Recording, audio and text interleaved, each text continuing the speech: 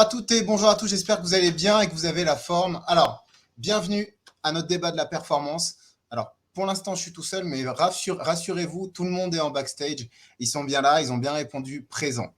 Alors, vous le savez, j'aime les débats et j'aime les débats quand ils sont ouverts et sans filtre. Et c'est véritablement ce que j'avais envie aujourd'hui en invitant les gens qui sont backstage. Là, je les vois tous, ils sont en bas et ils nous attendent. Alors, aujourd'hui, on va aborder un thème qui est très intéressant et qui fait actualité, en tout cas, qui fait actualité au sein de mon réseau et qui fait actualité aussi au sein de tous les réseaux. C'est peut-on comparer le chiffre d'affaires établi dans les réseaux de mandataires par rapport au chiffre d'affaires établi dans les réseaux d'agences? Alors, vaste débat, et pour ça, on a invité des amis. Donc, je vais vous les présenter, mais avant, j'avais envie de faire un remerciement global aux acteurs du marché, parce que le marché bouge énormément ces derniers temps, et je pense qu'on a beaucoup de chance d'avoir des acteurs dynamiques, et je sais qu'aujourd'hui, il y a des présidents de réseau qui sont là et qui nous regardent. Donc, je voulais les féliciter. Principalement, je voulais féliciter le réseau Keller Williams, qui a installé plus de 50 market centers en France, qui a un très beau développement et qui vise donc, si mes sources sont bonnes en tout cas, et lors des échanges que j'ai pu avoir avec eux, qui vise donc l'ouverture de 106 market centers en France d'ici les 2 ans. Donc bravo. Le réseau IAD aussi que je félicite, j'ai beaucoup de personnes donc, qui suivent aussi ce live et que je suis moi aussi personnellement. Donc bravo au réseau IAD pour ces 15 000 agents. Donc c'est significatif et c'est un beau chiffre qui prouve en tout cas le dynamisme et l'élan du groupe. Et bravo à Safety. Alors Safety, pour leur recordman, donc vous le savez, on l'a vu il n'y a pas longtemps qu'il était avec nous, c'est Benoît Maton, que j'apprécie particulièrement, qui est devenu un ami. Donc bravo à Safety, qui établit le record de chiffre d'affaires avec Benoît. Et c'est un digne représentant. En tout cas, je pense que sa tête est chassée aujourd'hui et que beaucoup veulent le dépasser. Je félicite aussi le réseau Arch et Philippe Briand, principalement, et tout le staff, pour son acquisition récente du réseau Nesten. Très beau réseau qui vient d'être acheté. Voilà, une belle success story que j'admire en tout cas et que je suis en tout cas de très près.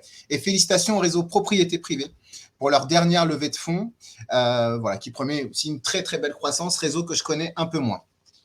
Alors, laissez-moi vous présenter les premiers invités et on va commencer par Monsieur Ali Youssef qui est là. Alors Christophe, est-ce qu'on peut mettre Christophe à l'écran s'il vous plaît?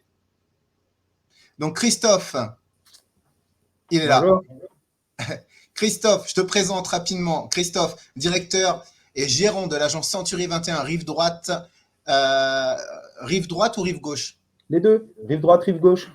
Droite et rive gauche, ok. À Sèvres, dans le 92. Donc, merci d'être là. Merci à toi de m'avoir invité, Seb. Bonjour à tout le monde.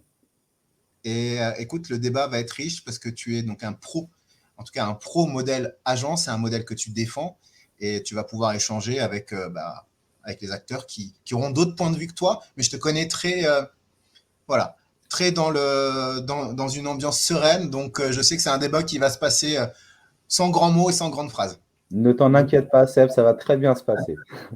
Merci à toi d'être là. On reçoit notre deuxième invité aussi, c'est Vincent Pavanello. Excuse-moi, Vincent.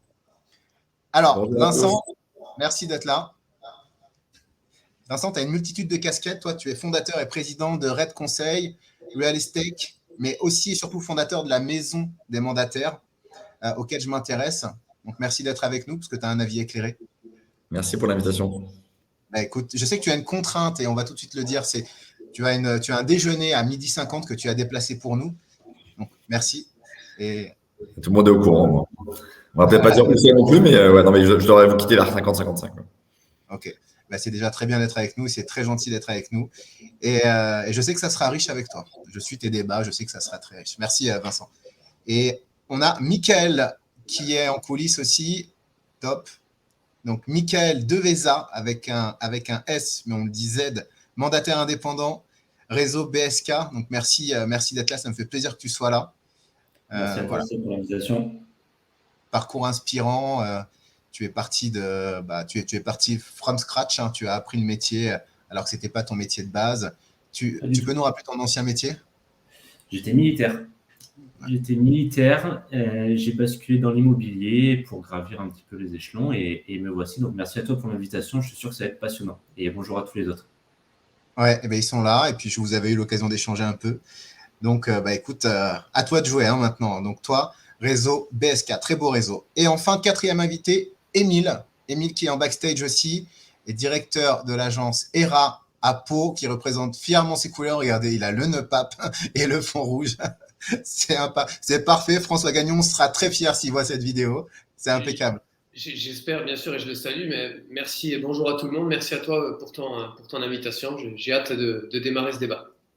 Eh bien, écoute, on va lancer le débat. Alors, justement, pour planter un peu le décor, il faut quand même quelques chiffres sous votre contrôle, messieurs, évidemment.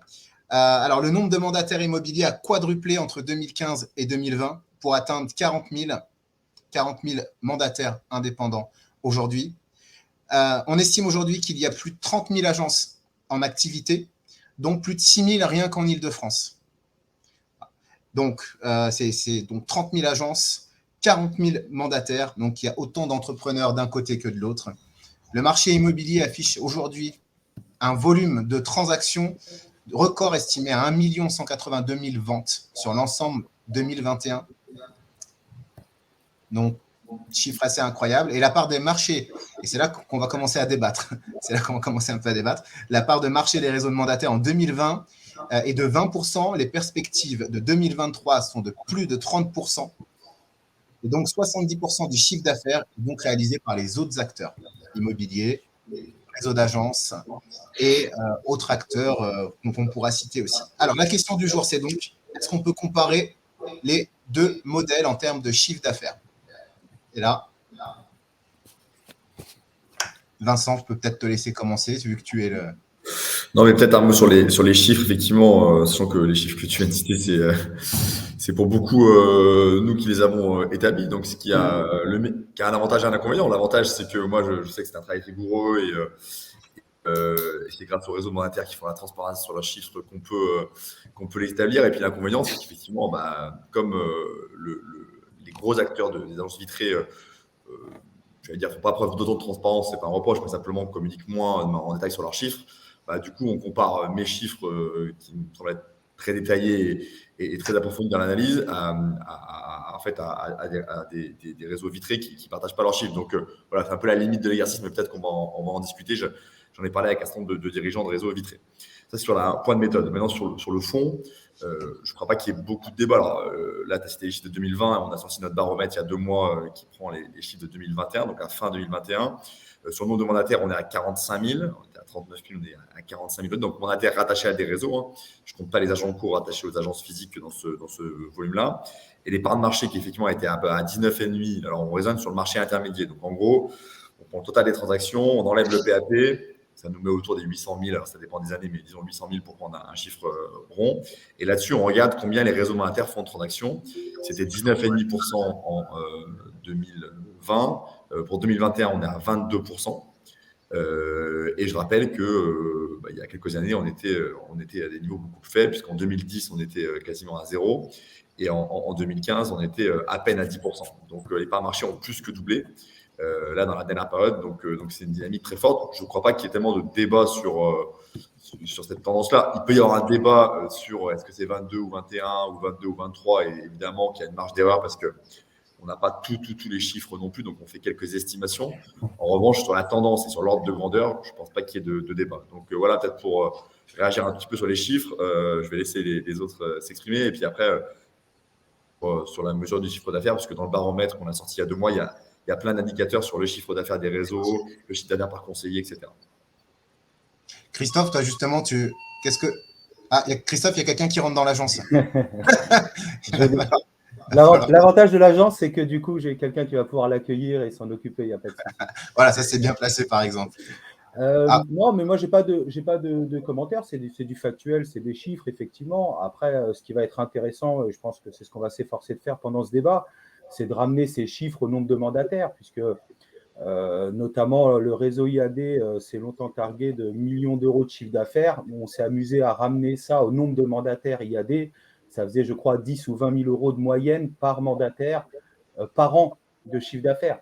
Donc, effectivement, même demain, vous pourriez avoir 50% de part de marché. Si c'est en ayant 300 000 mandataires, faut que ce soit relativement quand même expliqué et que la réalité des faits et des chiffres soit ramenée à leur juste mesure quand même. Pardon, là-dessus, juste pour être très concret et très directement, IAD, c'est pas très compliqué, c'est les chiffres, tout le monde pourra vérifier, puisque votre calcul cas, enfin, la méthode est OK. Ils font 500 millions de chiffre d'affaires. En gros, cette année, ils ont 15 000 mecs. Donc, ils ne font pas 10 000 par mec, ils ne font pas 20 000 par mec, ils font plutôt 35 000 par ramené au nom de mandataire. 35-40. Autant pour moi. Voilà, mais voilà, après, on peut dire que ce n'est pas assez, etc. Je suis ouvert à ça. Non, c'est pas ça. C'est que moi, les chiffres de cette année, je ne les ai pas. Le calcul dont je vous parle, je l'ai fait il y a 2 ans, au moment où on commençait effectivement à lancer des conventions IAD, qu'on avait les retours, qu'on avait les chiffres. Mais je vais juste commencer parce que effectivement, moi, je vais défendre le modèle d'agence immobilière dite traditionnelle. Mais je vais commencer par dire que je suis quelqu'un d'ultra-libéral, que je pense que les mandataires indépendants ont une place sur le marché immobilier et qu'ils ont apporté concrètement des choses sur le marché immobilier, et que le débat n'est pas de dire est-ce qu'on est pour ou contre le mandataire indépendant. Je pense que c'est des acteurs aujourd'hui majeurs, vous le dites par vos chiffres. La seule chose simplement, c'est que je pense qu'on est sur un développement par le volume et pas forcément par la qualité, et que si j'ai un message à vous passer en tant que président de la Chambre des mandataires, c'est peut-être effectivement d'avoir une vision un peu plus qualitative, d'avoir des mandataires qui sont peut-être un petit peu mieux formés, qui sont peut-être un petit peu plus proches du métier, et pas uniquement sur un volume ou des honoraires qui sont forcément beaucoup moins élevés que les agences traditionnelles, et qu'on puisse, moi j'adorerais considérer le mandataire IAD sur mon secteur comme un partenaire, comme je le fais avec mon confrère ERA, La Forêt ou d'autres réseaux. J'adorerais. Alors, on va y venir, ça, Chris, justement. On va y venir. Moi, j'ai quelques petites questions aussi. Aujourd'hui, ce n'est pas le cas. Oui, mais justement, on va y revenir. J'ai des petites questions, je vais vous les poser rapidement. Vous me répondez si vous connaissez la réponse. Est-ce que vous savez quel est le premier réseau de mandataires qui s'est implanté en France? Moi, je ne réponds pas, parce que c'est trop facile. La réponse simple, c'est IAD. Je dirais IAD, oui. Et non. Ouais. Donc, je crois pas que c'est IAD. Il y a 2 réponses possibles. Soit on dit c'est Capifrance, parce que c'est un des plus anciens réseaux, mais on m'avait dit une fois qu'il y avait un réseau qui s'appelait La Lucarne, qui avait été créé quelques mois avant. À la Lucarne, exactement. Qui est un réseau qu'on connaît par chez nous. Peut-être un peu moins. Et puis surtout Capifrance aujourd'hui, qui est un très gros acteur, qui a un très beau réseau. Quel est le chiffre d'affaires, Christophe? Tiens, quel est le chiffre d'affaires cumulé des réseaux de mandataires en 2020? Alors attends, ils sont 45 000 multipliés par 3, allez, 13, 15 millions? 1 milliard. Ah ouais, T'as oublié un zéro. T'as oublié un zéro, Christophe. Et au niveau des réseaux de mandataires, est-ce que vous savez combien on a de réseaux actifs? Ça m'a impressionné. Je ne connaissais pas ce chiffre-là. Vincent, tu le connais certainement. 120, je crois, non? C'est pas quelque chose comme ça? 120, tu dis? Il y en a un par jour qui se crée, donc à la fin de l'année, il y en a 365 en plus. Non, on a 90 réseaux actifs. Si je ne me trompe pas, on a 90 réseaux de mandataires actifs aujourd'hui. Et on a 56 réseaux d'agences franchisées. 56 réseaux d'agences franchisées actives. Voilà. Et on a dit que le pionnier des réseaux de franchisés, c'est… Christophe, tu les connais? Ah ouais, c'est Century 21 en 86. Non, c'est pas Century, c'est Orpi. Tout à fait une franchise. Bon, allez, donc, pour commencer, donc, le chiffre d'affaires des mandataires a explosé par rapport à la crise sanitaire, parce que le modèle répondait à des normes du moment. Et est-ce qu'on peut véritablement aujourd'hui se fier à ce chiffre d'affaires? Est-ce que le chiffre d'affaires qu'on a aujourd'hui, qui est assez impressionnant par rapport au réseau de mandataires, est-ce qu'il est dû à la crise sanitaire, ou est-ce que c'est un facteur, ou est-ce que c'est un chiffre sur lequel on peut se baser, même sur le long terme? Vincent? Non, mais là aussi, je pense qu'il n'y a pas tellement de polémiques. Ils font entre 25 et 40% de croissance par an depuis 2015. Bon, ils ont fait un peu plus en 2020. Effectivement, il y a eu un petit effet accélérateur. Bon, certes, mais qui s'inscrit dans une tendance de fond. Et 2021, ils refont 35% de croissance, puisque le chiffre d'un milliard que tu as cité pour 2020, on est à 1,3 milliard, même un peu plus en 2021. Donc, on a plus de 35% de croissance. Donc, voilà. Je crois l'effet crise sanitaire, il est relativement marginal dans la tendance, pour être clair. Ouais, bon. Après, nous, on l'a vu aussi pendant la crise du Covid, on l'a vu. On a vu clairement qu'il y a eu un avantage quand même donné au réseau de mandataires, ce qui était aussi à la faveur du client. Moi, ce que je vois toujours, c'est le bénéfice client. On peut reciter l'arrivée des réseaux de mandataires qu'on citait, Capifrance et à la lucarne de l'immobilier. J'étais déjà dans le métier. Je pense que Christophe aussi, tu étais déjà dans le métier. On les a vus arriver comme un acteur qu'on n'a pas compris au début et on a été nombreux à ne pas les comprendre pendant des années. Au final, je pense que moi, ma position aujourd'hui est très claire, c'est que tous les acteurs sont faits pour s'entendre et sont faits pour compléter un schéma, pour compléter un écosystème qui va être à la fois au bénéfice du client, c'est-à-dire au client final, client acquéreur-vendeur, mais surtout au bénéfice du consommateur d'immobilier. Ma position, c'est celle-ci. Quand je dis consommateur immobilier, ça va être l'agent. L'agent, le conseiller qui va faire son travail, qui va plus se reconnaître à travailler dans un réseau de mandataires tel que BSK, qui va plus se reconnaître en travaillant dans un centre, dans un market center de Keller Williams, parce qu'il y aura un écosystème peut-être qui va plus se correspondre, ou qui va plus se reconnaître dans un réseau d'agences, parce qu'il y a une assistante à disposition, parce qu'il y a un coach, un directeur d'agence. Ils sont bien formés maintenant aussi, tout comme Christophe Lé. Donc, je pense que chacun a vraiment son réseau et son modèle. Vous voyez, je pense que c'est vraiment ça aujourd'hui qui est important et ce qui a fait du bien. Après, c'est sûr qu'il y a eu pour moi un avantage, je l'ai vu et mes équipes me le remontaient, il y a eu un avantage très clairement au niveau des réseaux de mandataires qui se sont plus vite adaptés que les agences. Parce que nous, on a fermé nos agences du jour au lendemain et on a eu des difficultés aussi, on a eu un temps d'adaptation. Tu l'as ressenti comme ça, Christophe ? Oui, évidemment. Après, de manière plus globale. Mais par contre, je rejoins Vincent sur le fait que autant le corona, enfin le confinement a pu accélérer ça, autant je pense que le principe d'être mandataire indépendant, ça répond plus à un besoin d'entrepreneuriat qui est beaucoup, beaucoup plus simple que de monter son agence, de personnes qui veulent faire une activité principale, d'autres une activité secondaire. Donc, encore une fois, le principe du mandataire et sa légitimité, elle a toute sa place sur le marché. Mais effectivement, et de manière même encore un peu plus récente, j'ai le sentiment que la politique sur l'immobilier favorise un peu les réseaux de mandataires. Le dernier exemple en date, c'est sur les barèmes d'honoraires, où tu sais que IAD a été retoqué pour avoir un barème unique sur une seule carte, et 15 jours après, on nous pond une loi qui permet du coup maintenant d'adapter ces honoraires, alors que 3 semaines avant, tu prenais 15 000 € d'amende parce que tu ne respectais pas ton barème. Donc c'est vrai que, et je trouve ça un peu triste que le législateur prenne ce modèle-là pour dessiner le futur marché immobilier, pour dessiner les futures législations immobilières.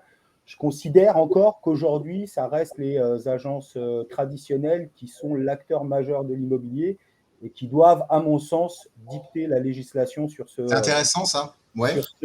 sur ce marché-là, et non pas les mandataires, parce que voilà, il n'y a pas réellement de cohérence législative déjà au sein même de leur fondation. Donc voilà, je te rejoins sur l'avantage qui avait été donné pendant le confinement sur les mandataires. Donc, tu penses qu'aujourd'hui, les mandataires, ce n'est pas des acteurs qui doivent être, en tout cas, pris comme business model référence, alpha, de façon à pouvoir mettre en place la législation du métier? Là, tu vas te faire des ennemis, du coup, Christophe, là. Non, c'est important, mais je vais préciser ce que je te dis. Si jamais on prend les mandataires comme référence, à ce moment-là, il faut assouplir les règles pour tout le monde. C'est-à-dire que moi, tu ne peux pas me demander d'avoir une carte T pour moi, d'avoir une carte pour mes conseillers, d'avoir une RCP, d'avoir multitude d'obligations à droite et à gauche, d'avoir une obligation d'affichage de barème jusque dans mes WC, et puis à côté de ça, d'avoir des gens qui sont sur le même terrain que moi et qui, eux, font un peu ce qu'ils veulent quand ils veulent, sous prétexte qu'ils ont signé un contrat avec tel ou tel réseau. Donc, c'est juste cette différence, à mon sens, de pression juridique qui ne peut pas perdurer. C'est-à-dire qu'à un moment donné, il faut harmoniser tout ça. Alors, dans un sens ou dans l'autre, moi, je préférerais que ce soit harmonisé dans le sens, effectivement, de la rigueur, parce que c'est un vrai métier, agent immobilier. Donc, moi, je ne me plains pas qu'on ait des obligations, je me plains qu'on soit les seuls à les avoir. Donc oui, il faut harmoniser, à mon sens, en tendant vers les obligations qu'ont aujourd'hui les agences traditionnelles, et pas dérégler le marché en allant vers des lois qui tendent à favoriser les mandataires indépendants. J'aimerais bien entendre Mickaël aussi, là-dessus, je le vois sourire. Ouais, alors, moi, je vais peut-être aller à contre-courant. Bon, déjà, je pense que ça, ce serait tout simplement l'objet d'un nouveau débat, parce que je pense qu'il y aurait beaucoup à dire sur cette nouvelle législation concernant les honoraires. Mais alors, je vais peut-être aller un peu à contre-courant, dans le sens où je suis complètement d'accord avec toi, Christophe. Je ne suis pas forcément pour cette nouvelle législation. Je trouvais que l'ancienne qui était bien meilleure et que ce soit valable pour les agences comme pour les mandataires. Donc, pas besoin d'épiloguer, parce qu'on pourrait partir longtemps, je pense, sur ce. Ouais, et c'est pas le thème principal. C'est pas le thème d'aujourd'hui. Mais par contre, je tiens à dire que j'étais complètement d'accord avec toi, Christophe, que pour moi, je suis mandataire. Et pour autant, je trouve que ce n'est pas forcément une bonne idée d'avoir permis de faire cela. Parce que c'est un peu, je vais le dire vulgairement, mais c'est un peu la porte ouverte à toutes les fenêtres. Et je ne suis pas forcément pour. Donc, tout ça pour dire que, étant un mandataire, je suis d'accord avec ce que tu veux dire. Alors, Christophe, le chiffre d'affaires moyen, justement, des agents dans ton agence, c'est quoi? 140, 160 000 euros hors taxes? Ouais, je vais te donner de manière un peu plus globale, mais en Ile-de-France, sur le réseau Century 21, tu es aux alentours. Alors, pour un conseiller débutant, tu es entre 60 et 80 000. Nous, on est Centurion à partir de 155 000. Jusqu'à l'année dernière, on vient de passer à 175 000. Donc là, on commence à avoir une certaine reconnaissance et tu as à peu près 3 000. Enfin, je vais te donner des chiffres qui ne sont pas tout à fait justes, mais tu as quand même 30 à 40% des agents immobiliers Century 21 qui sont Centurions. Donc, ça te donne une idée effectivement des performances d'un agent immobilier en boutique traditionnelle. On est aux alentours de 100 000 euros. Voilà, si tu veux faire une moyenne, tu es aux alentours de 100 120 000 euros. Ok. Et le chiffre moyen dans les réseaux de mandataires, Vincent? Ouais, alors peut-être plusieurs réactions d'abord, et après je réponds à cette dernière question. D'abord, merci Christophe pour ce que tu as dit sur beaucoup de choses que je partage, sur le fait qu'effectivement, l'idée que notamment il y a un effort de formation particulier dans les réseaux de mandataires, c'est évidemment quelque chose qu'on partage, puisque par définition, comme ils accueillent en leur sein beaucoup de gens en reconversion, l'effort de formation est naturellement plus important. Je crois que les réseaux s'adaptent, même s'il y a toujours possibilité de s'améliorer. Nous, c'est un travail qu'on fait et on a envie de contribuer à la professionnalisation de cet écosystème. Donc là-dessus, tout à fait d'accord et on est en phase. Deuxième remarque sur le barème des honoraires. Il ne faut pas du tout, en tout cas c'est mon analyse, croire que c'est les mandataires qui ont obtenu le décret. D'abord, c'est pas le législateur, c'est un décret. C'est pas par la loi qu'on l'a fait. Et en réalité, c'est arrivé, je crois, 10 jours après la condamnation dans l'histoire Orpi-Yadé. Et donc, vous connaissez les lenteurs de l'État français. Ça n'arrive jamais qu'on obtienne un décret en 10 jours. Donc, c'est un truc qui est totalement indépendant, qui était en cours depuis des mois, de ce que moi j'ai compris, et qui est simplement le fait par la DGCCRF de reconnaître qu'ils ne savent plus contrôler les barèmes et que donc ils adaptent la règle. Mais en réalité, c'est pas du tout une demande, de ce que j'ai compris, encore une fois. En tout cas, elle émanait pas de moi ou de la maison des mandataires. D'aller vers un assouplissement. Donc voilà, que ce soit pas une bonne législation ou pas une bonne idée, ça je peux aussi partager ce que tu as dit Christophe, ce que tu as dit Mickaël, mais voilà, il ne faut pas croire que ça vient des mandataires et que le législateur ou l'État se serait adapté à notre desiderata, c'est pas du tout le cas. On va dire qu'elle est tombée très bien alors. Ouais, non mais peut-être, mais franchement je veux dire, alors, je suis pas au courant de tout, hein, donc peut-être que ça m'a échappé, mais honnêtement je sais pas du tout ce que j'ai compris et je pense que c'est totalement indépendant et voilà, c'est simplement comment dire, c'est le hasard des choses. Voilà. Et troisième remarque sur les chiffres d'affaires. Alors bon, oui. Moi, je remets pas du tout en cause les chiffres de Christophe dans son agence, voire même en Ile-de-France, parce que c'est un marché particulier. Là où j'ai mis un petit doute et une petite nuance, c'est que nous, effectivement, on communique sur un chiffre d'affaires par mandataire qui est très clair dans notre baromètre, qui a presque 36 000 euros par an. 36 000 euros par agent par an. Exactement, sachant que ce chiffre-là était un peu en baisse entre 2017 et 2020 et il est remonté entre 2020 et 2021 puisqu'il y a beaucoup de gens qui étaient arrivés en 2020 et qui ont commencé à produire en 2021. Donc voilà, donc ça c'est nos chiffres à nous, moi que j'assume totalement. Sur le 120 000 moyen de Century 21, j'ai creusé sur Century 21, sur La Forêt, sur Guy Hockey. J'ai retourné les chiffres dans tous les sens. Et pour moi, c'est impossible. Si vous prenez le volume d'activité qui est annoncé par Century 21, que vous le divisez par nombre d'agences et que vous estimez qu'il y a 3 négociations, vous n'arrivez pas du tout à ce chiffre-là. Si vous prenez le volume d'activité de Century 21, que vous dites, allez, il y a à peu près un tiers qui est de la gestion, donc je sors, et que vous enlevez aussi un tiers des forces de production et que vous faites une division, vous n'arrivez pas du tout à ce chiffre-là. Donc là, moi, j'aimerais qu'un jour, on puisse faire peut-être œuvre de transparence. Je pense qu'en Ile-de-France, honnêtement, en Ile-de-France, c'est sûrement possible. Voilà, je ne veux pas du tout, franchement, c'est clair. Honnêtement, je ne vois pas comment on y arrive. Voilà, allez sur le site du groupe Arche. Vous prenez La Forêt, ils font 220 millions de chiffre d'affaires. Ils ont 4000 collaborateurs. Même en étant le plus généreux possible sur le fait que la gestion ne représente qu'une petite partie et tout, en fait, vous ne faites jamais, parce que même si 4000 collaborateurs à 100 000, ça ferait 400 millions. Ils sont à moitié moins. Donc, on peut se dire Alors, si on prend l'expérience, du coup, Vincent, excuse-moi de te couper, si on prend l'expérience d'Émile, par exemple, et qu'on prend mon expérience aussi en termes d'agence et l'expérience de Christophe, moi, en moyenne, mes agents font entre 160, ça dépend des années, entre 160 et 180 000 euros hors taxe.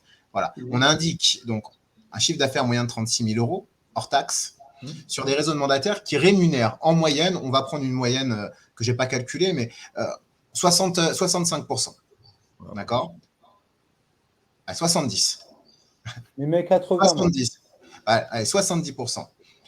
Aujourd'hui, il y en a qui vont plus se retrouver à aller chercher 70% de 35 000 euros.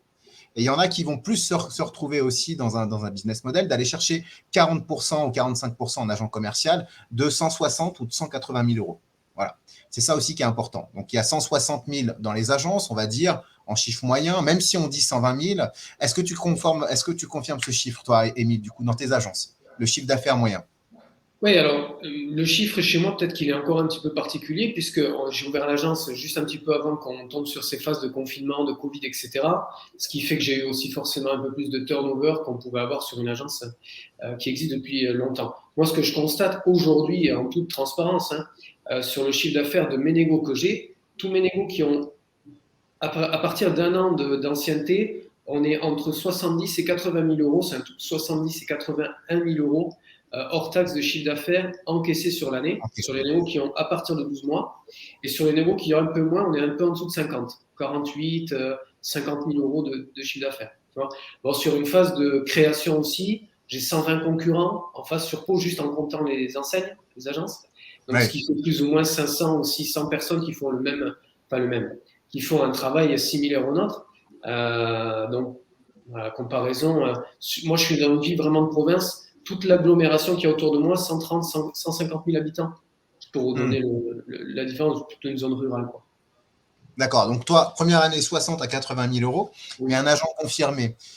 Si on doit prendre, est-ce que peut-être que tu connais les chiffres du réseau? Oui. Dans les agences que je peux avoir à proximité de moi, mais qui sont dans des secteurs que je vais qualifier de comparables, on est rapidement entre 120 et 150 000 euros de chiffre d'affaires encaissé et avec régularité sur l'année. Ok. Donc, on a 35 000 euros. Dans notre zone géographique assez rurale. On a 35 000 euros en moyenne, du coup, Émile. On a 35 000 euros de moyenne hors taxe à 70%. Et de l'autre côté, on a 120 000 euros à 40%. Voilà. Et on a une question, du coup, qui nous est posée par Nicolas. Ouais, excuse-moi, Vincent. Juste Sébastien là-dessus. Moi, je veux juste d'abord rappeler un truc. Moi, il n'y a pas de sujet sur le fait que le chiffre d'affaires moyen dans les agences est aujourd'hui, au moment où on se parle, supérieur à ce que moi, dans les agences, là-dessus, moi, je ne débat pas de ça. Normal. Pour une simple et bonne raison. Et d'ailleurs, Émile vient de le rappeler, parce que c'est un métier dans lequel, en fait, c'est l'expérience qui nous permet de gagner plus d'argent. En gros, voilà. Et comme à partir du moment où dans les réseaux monétaires, on a beaucoup plus de gens en reconversion, il est tout à fait logique que on ait un temps de latence où on rattrape le chiffre d'affaires des agences et que ça prenne un peu de temps. Pas de problème sur le principe. Ce que je veux dire, c'est que, pardon, pour être clair, on ne peut pas comparer d'un côté ce que j'estime être un travail d'analyse honnête de ma part, d'interroger les 30 réseaux qui sont les partenaires, de faire chaque année un baromètre en étant hyper transparent sur les chiffres, en comparant, vous pouvez voir, toute la méthodologie est bien expliquée, je pense que Émile et Christophe, c'est des super pros, c'est des super bons de l'agence. On ne peut pas dire, eux, ils font ça et les mandataires font ça et s'arrêter là. Non, dire qu'il y a des super agents immobiliers et des super agences, moi je l'ai toujours dit, j'ai plein de copains dans les agences et si je croisais Christophe et Émile, je suis sûr qu'on deviendrait copains aussi, donc il n'y a pas de sujet. La question, c'est que ça serait hyper intéressant, et là, je vous invite chez RH, Century 21, mais j'en ai déjà parlé avec certains de vos dirigeants, je n'ai pas réussi à les convaincre, qu'on apporte des informations et des données sur l'ensemble du parc, et pas juste en prenant quelques bonnes agences. Voilà, c'est juste un point de méthode que je voulais faire, parce que là, pour le coup, je trouve qu'on manque un peu la cible et qu'on compare des choses, pour le coup, pas comparables, pour reprendre la question du… Et là, je suis d'accord avec toi. Ouais, je suis d'accord avec toi, les chiffres sont pas transparents. Juste si je peux réagir, tu vois…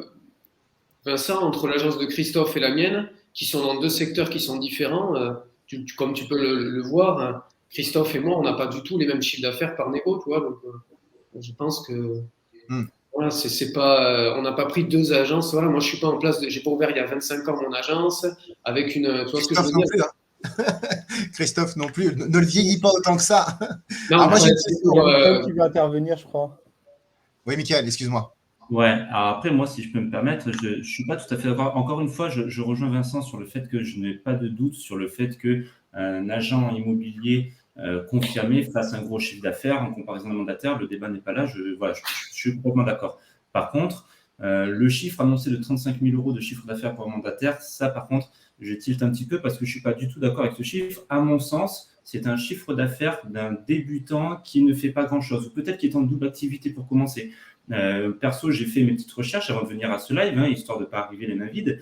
Et donc, je suis tombé sur une étude qui date d'octobre 2021, qui est sortie sur le site Indeed, où la rémunération moyenne après l'abattement de la part réseau était de 58 650 € l'année pour un mandataire novice qui travaillait à hauteur de 4 à 5 ventes l'année. Donc, on ne peut pas dire que ce soit quelqu'un qui soit extrêmement expérimenté. Ce n'est pas non plus un novice qui fait ça en double activité. Mais du coup, pour moi, le 35 000 €, comme disait un peu Vincent tout à l'heure, j'ai l'impression qu'on donne des chiffres d'une moyenne haute d'un agent immobilier, on ne va pas dire d'un top performer, mais d'une moyenne haute, et des chiffres relativement bas, voire très bas d'un mandataire. Donc, moi, c'était juste là-dessus que je voulais m'appuyer parce que je connais beaucoup de monde autour de moi qui, au bout de 2-3 ans d'activité, font aisément un chiffre d'affaires avant rémunération, enfin avant la part prise du réseau, qui font aisément un chiffre d'affaires qui tourne aux alentours des 70, 80, 90 000 € hors taxe. C'est certain, et je te rejoins tout à fait, Michael. C'est le problème qu'on aura toujours avec les moyennes. Parce que vu l'expansion qu'il y a dans les réseaux de mandataires, les IAD, toutes les marques qu'on connaît, il y a un nombre très important de débutants qui produisent pas forcément encore beaucoup. Et donc, c'est ça qui vient aussi… C'est comme en agence, tout comme on a le… Mais comme moi, aujourd'hui, je te cache pas, j'ai 2 négos qui ont démarré dans l'agence il y a 3 mois. Ils n'ont pas fait encore 80 000 € de chiffre d'affaires. Ils sont qu'à 75, non, je plaisante. Mais dans l'idée, c'est forcément là la problématique qu'on va trouver, c'est dans les moyennes. Mais c'est vrai que si IAD fait effectivement 50 000 ventes avec 13 500 participants à ces transactions, ça fait 4 ventes par an et par personne en moyenne. Mais là-dedans, tu as des experts qui en font 30 ou 50 ventes par an, comme tu en as qui font pendant un an une vente. On a Jérémy là. La moyenne, elle est quand même à 3-4. On a Jérémy que je salue. Je n'ai pas encore eu l'occasion de rencontrer, mais j'espère pouvoir le rencontrer parce qu'il est sur les terres espagnoles, donc ça fera un voyage en même temps. Et très beau, très bel agent, très beau professionnel de l'immobilier qui dit le 35 000, c'est correct. Par contre, il faut vraiment prendre en compte la croissance. Et oui, en effet, mais tout comme aussi, on a un gros turnover dans les métiers aussi en agence. On a un gros turnover en ce moment. On a beaucoup de mal en ce moment à recruter. C'est un peu la difficulté du moment. Moi, je voudrais poser une question à… On le prend en compte, on le prend en compte. Encore une fois, tu as regardé le baromètre, il y a tout un point de méthodologie qui est expliqué sur le dénominateur, parce que effectivement, en fait, on ne peut pas prendre, et c'est exactement ce qui vient d'être dit, pour avoir un chiffre d'affaires moyen, là aussi un peu de méthode, c'est on prend le chiffre d'affaires à fin décembre et on le divise par le nombre de mandataires au 30 juin. Parce qu'on estime que le mandataire qui arrive en octobre, il ne peut pas être considéré. Voilà, c'est une façon. Donc, en prenant le nombre de mandataires au 30 juin, on fait en fait la moyenne entre le nombre de mandataires de l'année N-1 et de l'année N. Voilà, ce qui me paraît être la bonne approche. Voilà, pour répondre à Jérémy, c'est évidemment quelque chose qu'on a mis dans la machine. Ce qui prend en part qu'une seule partie de la croissance. Alors moi, justement, avant que tu nous quittes, Vincent, et puis même à toi, du coup, Michael, j'ai une question à vous poser tous les deux. Qu'est-ce que vous avez envie de dire aux dirigeants des réseaux de mandataires aujourd'hui? S'il y a un message à leur passer. Je sais qu'il y en a qui nous regardent aujourd'hui, il y en a qui ont cliqué sur l'événement. Je sais qu'il y en a qui nous regardent, on ne va pas les citer. Qu'est-ce que vous avez envie de leur dire? Michael? Alors là, c'est une très bonne question. Vas-y comme ça, à chaud. À chaud, sans filtre, à chaud. Au réseau des mandataires, aux dirigeants des réseaux de mandataires. Ouais, mettre l'accent sur les formations qui, à mon sens, sont trop faibles. Alors, c'est la loi qui dit ça, mais je pense que ce serait nécessaire pour avoir plus de légitimité dans le milieu par rapport au vu des nouveaux entrants, des nouveaux arrivants. Ok. Et toi, Vincent? Non, mais moi, ce que je dirais, c'est moi, au réseau de mandataires, j'ai rien à leur dire. En tout cas, je pense que vous avez compris son nombre. Si tu avais l'occasion de leur dire quelque chose aujourd'hui, à part de parler à tout. L'occasion, je l'ai largement. Mais moi, je leur dis merci de partager leur data. Et franchement, c'est super si on pouvait, si on se reparle dans un an, avoir aussi la même transparence en face. Moi, je pense que, et on voit bien, c'est l'intérêt du débat, c'est effectivement, je trouve qu'il y a des différences entre les modèles. Elles ont été exprimées, il ne faut pas les cacher, c'est très bien. Qu'on soit peut-être un peu plus honnête sur les chiffres les uns et les autres, ça permettrait peut-être d'éviter un certain nombre. Voilà, c'est-à-dire que moi aussi, c'est comme si moi j'arrivais et je me disais, j'ai rencontré Benoît Maton de Safety, il fait 800 000 par an. On a un problème de réseau. Voilà, et personne ne me croirait. Donc, le gars, c'est un ovni, il est super bon. Il serait dans une agence, il ferait aussi 800 000. Voilà, enfin, je veux dire, voilà, il est très bon. Donc, moi, c'est la première chose que j'ai envie de dire, c'est au réseau Vitré, essayons de peut-être de se mettre autour de la table. Et moi, j'ai fait la proposition déjà de mettre en commun nos données pour avoir une vision plus fine. Et après, la deuxième question qu'il faut se poser, à mon avis, c'est l'argent, c'est pas tout dans la vie. Et je pense que dans le choix, le fait que de plus en plus de gens, choisissent plutôt de rejoindre les réseaux monétaires plutôt que des agences vitrées, en tout cas dans le flux qui arrive chaque année de nouveaux professionnels. Je pense que c'est un peu lié à ce que Christophe a dit. C'est très juste, c'est que c'est des gens qui ont créé une voie vers l'entrepreneuriat sans barrière à l'entrée. C'est beaucoup plus facile de devenir mandataire que de créer une agence. C'est beaucoup moins cher, c'est beaucoup plus rapide. Et ça devrait interroger les réseaux vitrés aussi, parce que c'est vrai, tu as raison. Moi, je vais vous donner un exemple très concret. Vous savez que mon modèle est en train de muter, mon groupe est en train de muter. On se le cache pas. La direction de Willot, c'est de devenir le modèle de tous les modèles. On détaillera, c'est pas le but aujourd'hui, mais je vous détaillerai après. J'ai en interne des agents qui sont en agence qui me disent, je me pose la question, savoir si je changerai pas aujourd'hui de façon à pouvoir réorienter ma carrière en étant indépendant. Okay. Donc, j'ai certains de mes directeurs d'agence qui me disent, voilà, il y a un danger dans nos équipes. À l'inverse de ça, quand le réseau de mandataires qui va véritablement se lancer en septembre va se lancer, je vais avoir des indépendants qui, ayant besoin d'un peu plus de sécurité, ayant besoin d'un cadre différent, vont venir à l'instar de ça, vont venir solliciter les directeurs d'agence de façon à pouvoir avoir une place avec un fixe ou des avances sur com, de façon à avoir une assistante, de façon à avoir un directeur d'agence directement en prise directe. Voilà. Donc, ce qui est fait aujourd'hui, je pense que ça compte tout simplement, ça peut résumer une chose, c'est qu'il y a un écosystème qui est en train de se créer, en tout cas chez moi, qui va se créer, qui pour l'instant fait office de crainte, ce qui est très bien, mais en tout cas, chacun trouve son modèle. Moi, je vois, Christophe, je connais du réseau Safety, j'en ai un en particulier, vous le connaissez, je pense, qui a monté une agence côté particulier, très très beau réseau côté particulier d'ailleurs, qui avait besoin au bout d'un moment de valoriser, qui avait besoin de valoriser un fonds de commerce de façon différente que par le MLM, qui avait une autre attente paternaliste de son patrimoine et qui a monté aussi un réseau d'agences. Moi, aujourd'hui, j'ai des gens qui viennent me voir aussi, qui sont mandataires et qui se posent la question de la carte professionnelle. Ça, c'est un autre débat. Mais en fait, c'est riche, cet écosystème, c'est très riche en fait. C'est pour ça qu'il y a de la place pour tout le monde sur le marché. Moi, la seule chose, tu demandais tout à l'heure à Vincent et Mickaël ce qu'ils avaient comme message à faire passer à leur tête de réseau. Moi, si j'ai un message à faire passer à Vincent, enfin au mandataire par l'intermédiaire de Vincent, c'est simplement d'avoir vous aussi cette honnêteté dans votre recrutement, parce que aujourd'hui, on voit les réseaux sociaux inondés de mandataires qui promettent des 80, 90, 100, bientôt on va à 110% de rémunération.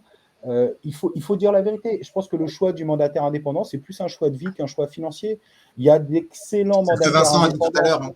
C'est ce que j'avais dit avant, et Vincent est d'accord avec moi. Mais tu sais, je vais te dire un truc. Je pense que tu mets Benoît Maton, tu mets Mickaël autour de la table, tu mets Vincent, tu mets moi, tu mets des acteurs immobiliers qui avons cette passion pour l'immobilier, qui sommes vraiment investis dans cette Émile, évidemment. On sera d'accord sur 99% de ce qu'on s'est dit. Regarde la position de Mickaël sur le barème d'honoraires.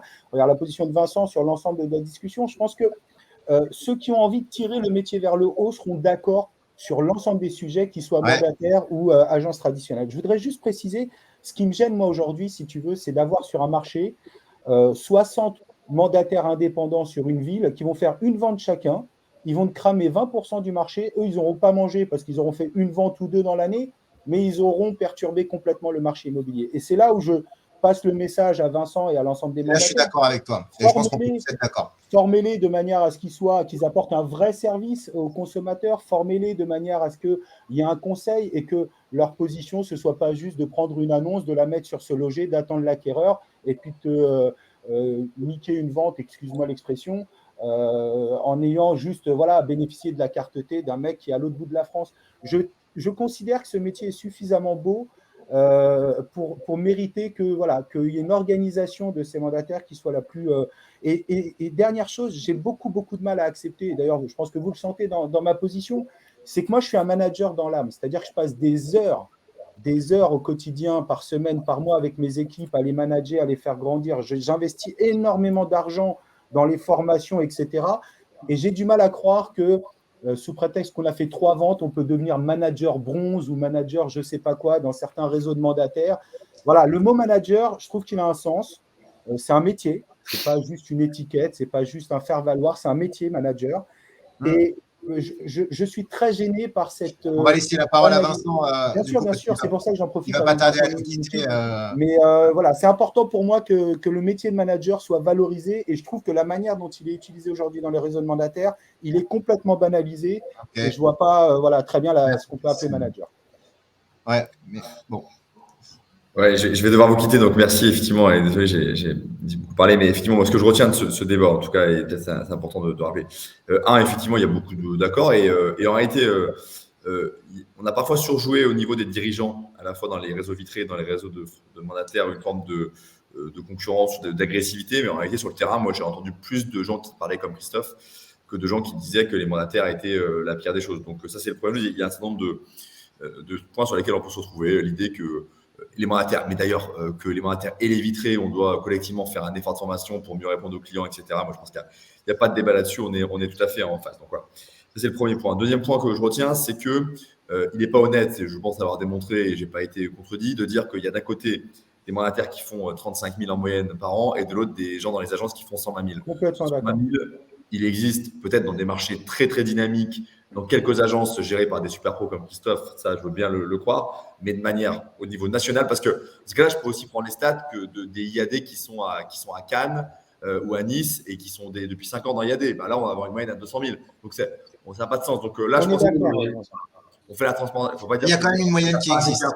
il n'y a pas un Il y écart a de quand même 1. une moyenne de profession qui existe. Oui, mais Il y a je rejoins jamais, Vincent, tant que nous, on ne donne pas nos chiffres, la moyenne, elle ne sera pas Exactement. comparable. Donc, on est d'accord On là-dessus. est d'accord, on est d'accord. Donc voilà, il y a un écart, je pense qu'il est effectivement plus faible, beaucoup plus faible que ce qu'on disait. Et troisième et dernier point, je pense que c'est le message qu'on veut passer aussi aux gens qui nous écoutent et qui se posent la question de rejoindre, de faire de l'immobilier en reconversion, par exemple. Dans tous les modèles, on peut bien gagner sa vie. Dans tous les modèles, on peut bien gagner sa vie. Et comme je disais, Benoît Maton, il serait chez Century 21, ce serait sûrement un des meilleurs vendeurs de Century 21, mais il serait chez IAD ou ailleurs, ce serait pareil. Et inversement, si on prend un mauvais conseiller de IAD, il aura aussi des mauvais résultats à la Forêt ou chez ERA. Donc, il n'y a pas de débat à ce niveau-là. Ça, c'est le point. Et donc, après, la question, c'est de savoir, et là, c'est là qu'il faut y poser la bonne question, c'est comment les gens veulent travailler. Et je pense que là, la force des réseaux monétaires, et pour expliquer un peu et pour rappeler moi pourquoi j'ai une conviction assez forte, c'est que c'est les gens qui offrent le chemin le plus rapide, le moins cher, le plus immédiat vers l'entrepreneuriat. Et avec un système pour les plus gros réseaux qui sont bien structurés, et BSK en fait clairement partie, qui est partenaire de la maison des mandataires, c'est l'idée de dire vous êtes indépendant, vous êtes vraiment indépendant. Ça, je pense que c'est quelque chose qui est très fort. Mickaël, tu pourras en parler pour ton réseau. Donc, vous gérez votre temps comme vous voulez, vous organisez comme vous voulez, vous suivez les formations que vous voulez, vous travaillez avec qui vous voulez. Et pour autant, vous n'êtes pas seul, parce que je crois que les réseaux ont beaucoup à investir et vont continuer à beaucoup investir. On n'est qu'au début de l'histoire.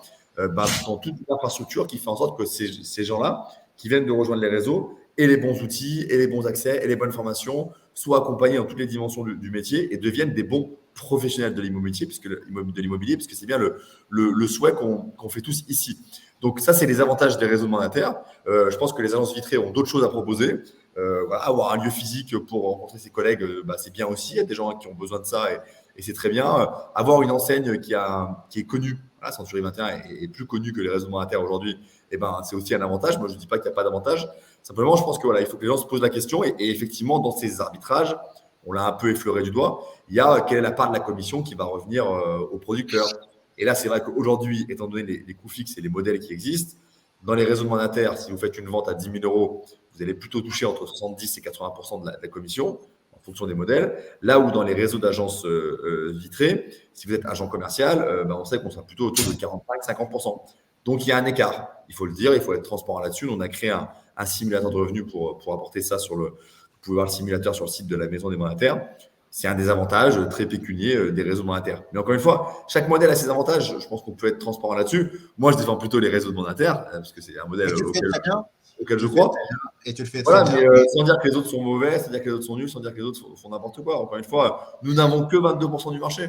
Tout le reste, c'est les réseaux de vitrés qui se partagent entre les franchisés et les indépendants. Voilà. Et si on peut conclure du coup en disant que si on est tous d'accord, c'est parce qu'il y a une chose face à laquelle on lutte tous, c'est le marché du particulier à particulier, qui moi, au bout de 22 ans de métier, m'exaspère toujours autant, qui vous aussi vous exaspère totalement.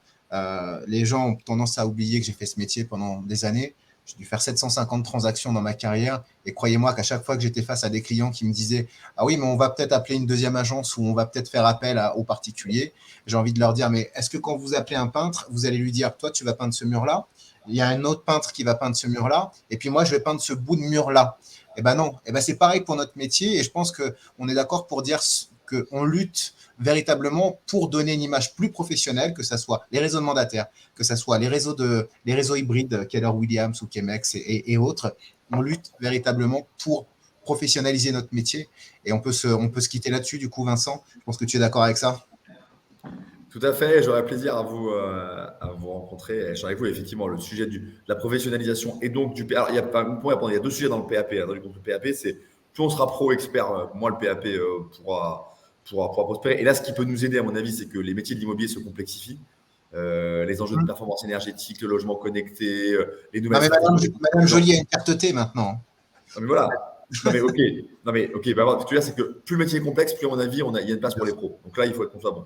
Deuxièmement, et ça, c'est un énorme sujet, il y a un énorme sujet de comment on arrive à partager les mandats, à faire du MLS comme font les Américains. Et là, là, je m'adresse à nos amis de DERA et de Century 21. Il y avait une très belle initiative qui avait été lancée il y a quelques années pour arriver à un partage de mandats. Les réseaux de mandataires en ont toujours été exclus. C'est à vos dirigeants qu'on revienne cette responsabilité. Et voilà. Donc, ça aussi, je pense que demain, si on arrive à trouver un outil de place de partage de mandats où tout le monde a accès, bah, je pense qu'on lutterait. Ouais. Si j'ouvre une piste. Je pense que la véritable responsabilité aussi revient au gouvernement. Moi, j'attends véritablement le moment où la vente entre particuliers sera interdite. Ce sera une collecte de TVA en plus supplémentaire. Et à partir de ce moment-là, il faudra aussi organiser la profession comme elle est organisée aux États-Unis. Je ne sais pas si tu as suivi, Vincent. J'ai un ami qui. Ça fait par la loi, mais ça ne s'est pas fait par la loi aux États-Unis. J'ai très bien suivi. Non, mais en tout cas, c'est le chemin qu'on suivra en France parce qu'on n'arrive pas à se discipliner. En tout cas, c'est écoute, moi, je peux là aussi émettre un point de désaccord. Moi, je suis totalement contre. Je vous fais juste un conseil. Après, je vous laisse vraiment, mais un conseil à tous les gens qui peuvent se battre pour cette idée.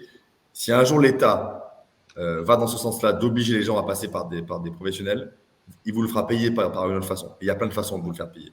Et donc, moi, je pense que c'est un très mauvais calcul. Par la collecte de TVA. Il le fera payer par la collecte de TVA, principalement. En tout cas, c'est une des pistes.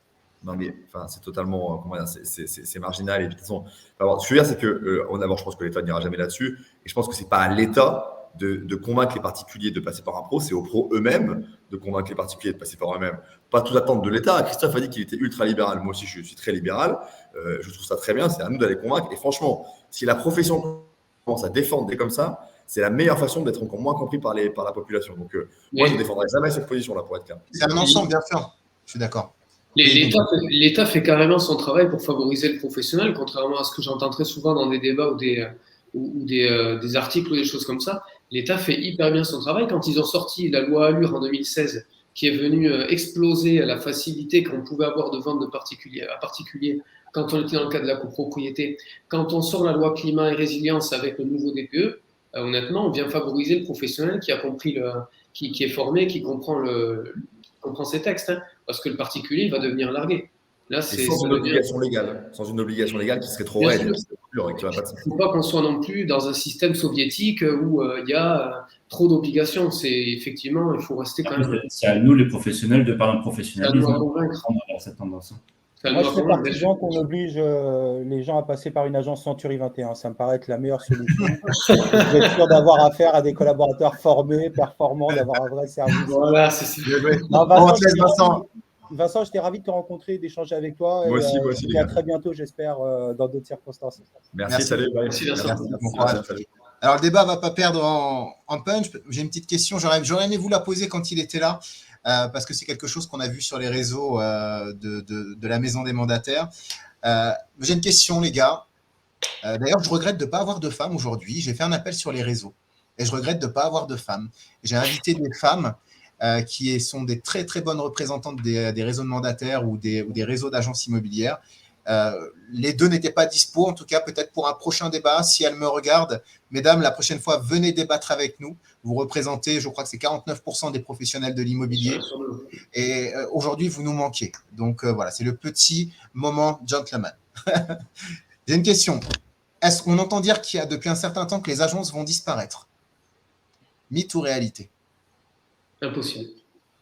Impossible parce que aujourd'hui, le travail, parce que en fait, je trouve que dans ce débat depuis le début, je réagis juste sur ça avant de vraiment répondre, c'est qu'on compare l'agence immobilière avec le mandataire indépendant. Mais moi, dans mon agence, il y a des mandataires indépendants, puisque j'embauche 60% d'agents commerciaux. Ils sont indépendants, il y en a certains qui sont là ce matin, d'autres qui ne sont pas passés, qui viendront demain, qui sont en week-end encore jusqu'à jeudi. Enfin voilà, chacun fait ce qu'il veut. Donc, ce n'est pas deux choses différentes. L'agence immobilière, par contre, pourquoi elle va durer dans le temps? C'est parce que ce n'est pas qu'un intermédiaire en transaction immobilière. Aujourd'hui, dans une agence, on va pouvoir recevoir les clients, vendeurs comme acquéreurs, pour faire la découverte de leur projet, pour signer les documents, leur montrer tous les documents obligatoires, être conforme à la réglementation, etc. On va pouvoir avoir un lieu dans lequel on va avoir les éléments qu'on pourra présenter aux acheteurs, par exemple, les documents, les diags, etc. Et on va pouvoir aussi avoir un lieu safe pour conserver les clés. Aujourd'hui, si je laisse mes clés à quelqu'un qui bosse depuis chez lui, mes clés, elles sont chez lui, je ne sais pas comment ça se passe, s'il y a un incendie, s'il part en vacances, qu'est-ce qu'il advient de mes clés.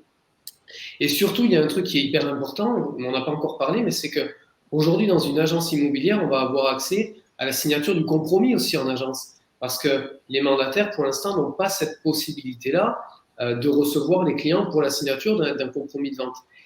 Et nous, juste pour vous donner l'exemple, sur mon secteur que j'ai constaté, c'est pour ça qu'il y a un an, on a commencé à mettre en place les compromis en signature présentielle et en agence, c'est qu'on avait un délai entre le transfert du dossier de vente au notaire pour qu'il réalise le compromis et la signature effective, on est allé jusqu'à 8 semaines, 2 mois. 2 mois dans lesquels le vendeur n'est pas engagé, l'acquéreur n'est pas engagé. C'est pas normal. On est en train de se casser et on est en train d'arriver sur des délais, parce qu'il y a encore certains compromis qu'on fait par notaire pour X ou Y raison, et on est en train de constater un délai de 3 à 4 semaines, mais c'est quand même beaucoup trop long. Vous me donnez les pièces pour un compromis, demain vous signez. Et voilà, on a cette sécurisation de la transaction qui vient aussi aider et appuyer le travail de notre agent co. Alors moi, je pense que les si je peux me permettre de rebondir, Nickel. Si je peux me permettre de rebondir, bon, après je suis le seul maintenant qui représente les mandataires là ici autour de la table. Alors déjà, avant toute chose, je représente tous les modèles aujourd'hui. Je représente tous les modèles aujourd'hui, Mickaël.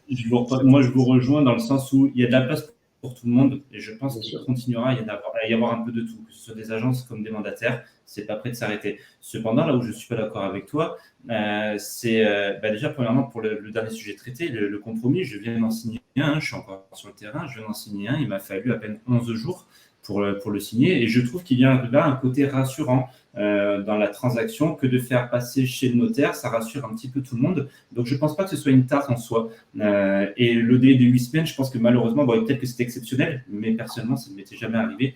Le plus long que j'ai attendu, je crois, de mémoire, ça a été 5 ou 6 semaines.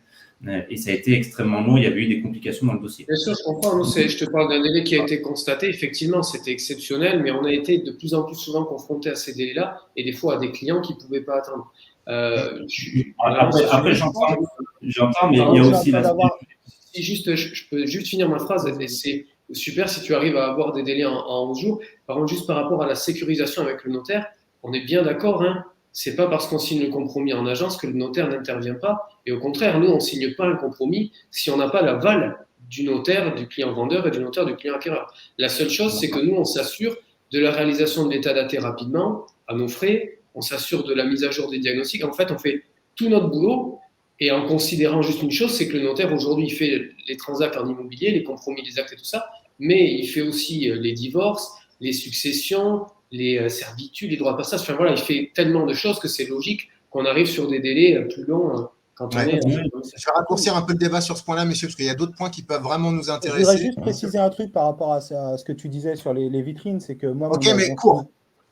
3 mots, tu vas voir, c'est que mon agence immobilière, ce n'est pas juste une agence immobilière, je me considère comme étant un commerçant de proximité, comme un acteur de la ville, et que mon agence a parfaitement légitimité à rester ouverte le plus longtemps possible. Je le souhaite dans l'intérêt des habitants de ma ville. Voilà. Alors voilà, je referme la parenthèse, mais je ne vois pas très bien pourquoi on disparaîtrait.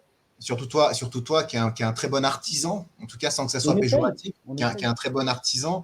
Il y a eu un débat il n'y a pas longtemps sur ce même thème Et il y avait une réponse que j'ai beaucoup appréciée, je ne saurais plus souligner qui l'a apporté, c'est de dire, nous, on a des gens qui viennent nous demander comment je peux télécharger les photos de ma clé USB, parce que, où est-ce que je peux faire une photocopie, Exactement. où est-ce que j'ai besoin d'envoyer. Avant, c'était des fax. Moi, je m'en On souviens. prend Avant, les colis des gens qui habitent dans notre immeuble. voilà, Enfin, on est des artisans, on est des artisans aussi de proximité. Mais ce n'est pas pour rien que les réseaux sont arrivés tels que Keller Williams et aussi Chemex, parce qu'ils ont répondu aussi à un besoin qui était de dire tu peux te retrouver aujourd'hui en tant que travailleur indépendant, mais avoir un support qui soit un support physique, qui soit des murs, de façon à ce qu'on puisse te former, t'accompagner. Okay. Et ça a répondu à un véritable besoin aussi. Et il me semble que c'est un peu le business model de LGM, en tout cas une partie, qui est un réseau dans lequel tu as travaillé, un réseau que je ne connais pas plus que ça, mais qui aussi a développé ce business model, comme l'a fait Chemex. Je salue Frédéric Simon, qui est un très très bon professionnel et qui a fait aussi Keller Williams. Et je salue Christian et toute son équipe. Je sens que ça t'a donné des idées, en tout cas, Seb, ces histoires. Mais ce n'est pas pour rien que moi, je suis parti sur la conceptualisation d'un schéma où tous les modèles vont se retrouver. Vous le savez, je ne le cache pas, moi, j'ai la première arena qui ouvre très prochainement, de façon à pouvoir offrir du support, de façon à pouvoir offrir des formateurs qui sont là pour accompagner la performance, des bureaux pour travailler, pour se rassembler, pour échanger, pour se former. Voilà. Tout ça, ça fait partie d'un écosystème. Tout comme les ateliers Capi France sont apparus, tout comme les pôles IAD sont apparus. Voilà, aujourd'hui, chacun s'y retrouve, mais les agences ne vont pas disparaître. Non. Il y a eu un débat au Rent. Je crois que tu étais là, Christophe. Il y a un débat au Rent qui a eu lieu il y a 2 ou 3 ans. C'était un représentant de Arch qui était là, qui a dit quelque chose de très vrai ce jour-là. Il a dit « Les restaurateurs ont crié au scandale quand McDonald's est arrivé en France et que McDonald's a commencé à prendre des parts de marché incroyables à la restauration. » Parce que les gens ont commencé à fréquenter les établissements. Mais ce n'est pas pour autant qu'aujourd'hui, tout le monde mange avec les doigts. Ce n'est pas pour autant que tout le monde mange des burgers. C'est pareil pour les agences. Les réseaux de mandataires sont arrivés. Ils ont véritablement disrupté. Il y a eu 2 disrupteurs dans le métier. Et je ne compte pas les néo-agences. Je suis désolé si je vais me faire des ennemis. Pour moi, ce ne sont pas véritablement des concurrents, excusez-moi du terme. Mais en tout cas, il y a eu les réseaux de mandataires. Et ensuite, il y a eu les réseaux hybrides qui sont arrivés dans la danse. Et ça offre un écosystème qui est assez riche. Donc, tout ça, ça va trouver sa place. Justement, Christophe, toi, j'ai une question pour toi. Qu'est-ce que tu as envie de dire aux dirigeants des réseaux? Moi aussi, j'ai envie de leur dire quelque chose. Mais qu'est-ce que toi, tu as envie de leur dire aux dirigeants des réseaux d'agences vitrées? Beaucoup de choses, mais principalement, moi, ce que j'aimerais, c'est que tout à l'heure, je disais, et je le pense vraiment, que les mandataires avaient amené quelque chose, une espèce de vent de fraîcheur sur le marché immobilier. J'aimerais que nos dirigeants soient un peu plus, un peu plus rajeunis dans leur communication, qu'on prenne le virage des réseaux sociaux, qu'on fasse des choses qui sont un peu plus proches aujourd'hui de ce qu'attendent les consommateurs, de plus digitalisé, de plus 2.0. Bon, nous, on se connaît, je le fais au niveau de mon agence. Donc, l'avantage aussi, c'est ça, c'est que il y a les réseaux qui ont des politiques. Après, chaque agence et chaque agent immobilier et chaque mandataire aussi, d'ailleurs, est parfaitement indépendant. Je ne vais pas citer de nom, mais j'ai des amis qui sont mandataires indépendants qui font une communication sur les réseaux sociaux qui est extraordinaire, qui est beaucoup plus intelligente que 90% des agences vitrées. Donc, je pense, et ça, c'est le côté libéral, et c'est ce que j'aime bien, c'est qu'on a chacun notre liberté d'entrepreneuriat, on a chacun notre liberté de mettre en place les choses. Ensuite, si tu me demandes ce que je peux leur dire, c'est que on fait partie d'un réseau, on paye des redevances, etc.